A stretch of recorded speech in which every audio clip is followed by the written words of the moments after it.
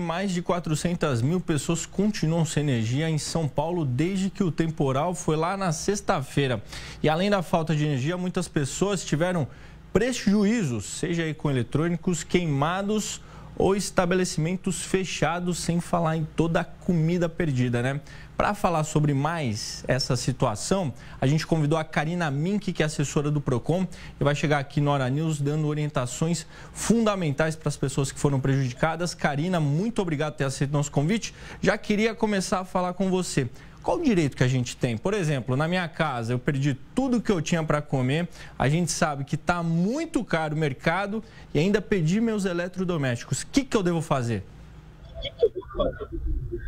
Bom dia aos telespectadores. Pedro, obrigada pela oportunidade. Acho que nesse momento a gente tem que ajudar os consumidores mesmo que estão passando por esse momento de perda de eletrodomésticos, perdimento de medicamentos, perdimento de alimentos.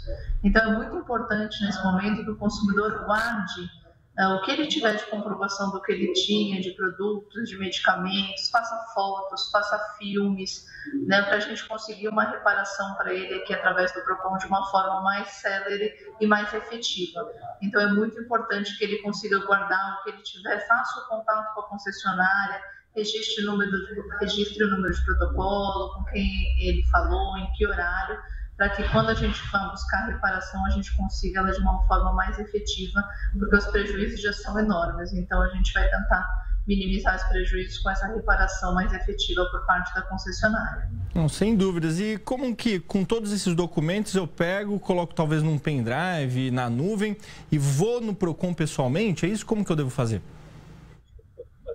Não, Pedro, a gente expandiu os nossos canais de atendimento. Se o consumidor quiser ir presencialmente, ok também, mas a gente tem um canal direto no nosso site www.procon.sp.gov.br. Tem um ícone em amarelo, está faça a sua reclamação.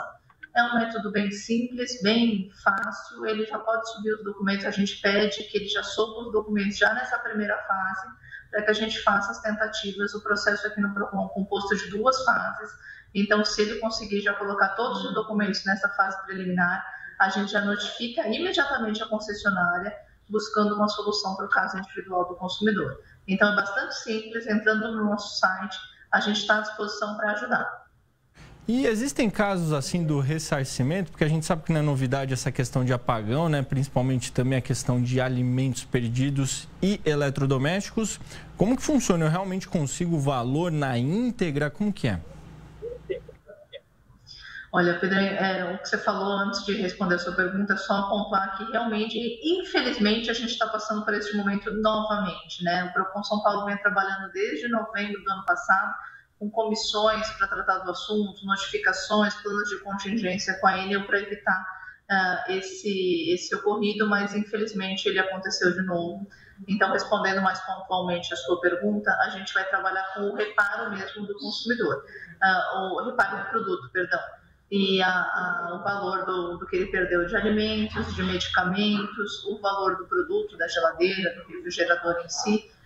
Então, vou insistir, desculpa novamente com essa questão dos documentos, para que a gente consiga de uma forma mais célere e a concessionária não encontre óbices aí, não procure óbices para reparação. Com certeza. Quanto mais documentos, melhor, né? Até imagino se tiver a notinha fiscal ali provando a data de compra, né? Acho que quanto mais documentos, melhor. E para os comerciantes também, a gente sabe que muitos tiveram prejuízo.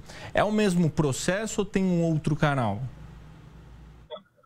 Não, Pedro, é o mesmo processo aqui para os pequenos fornecedores, a gente atende aqui também no Procon, é o mesmo processo de reclamação, é importante subir essa documentação, quanto mais, conforme você muito bem falou, mais documentação, né, mais robusta a documentação, mais fácil a gente consegue a reparação, e nós também atendemos os pequenos fornecedores, as portas do Procon estão à disposição tanto para os consumidores finais quanto para os pequenos fornecedores. É importante, né? O trabalho do Procon é fundamental nessa ponte, né, entre o consumidor e quem está prestando serviço.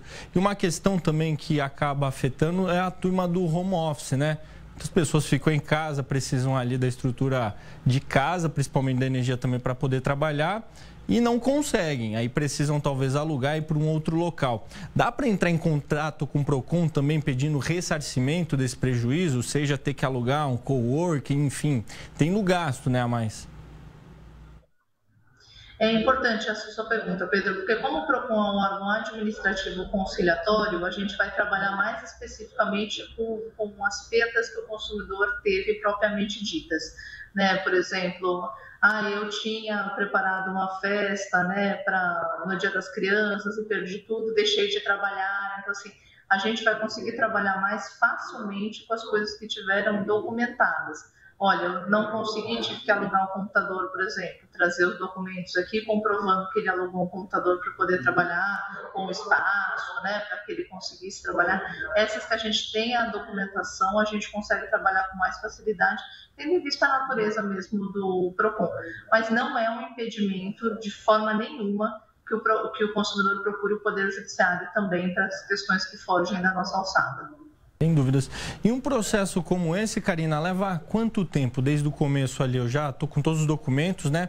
Comecei essa etapa com o PROCON, dali para frente, quanto tempo mais ou menos assim para as pessoas terem uma ideia?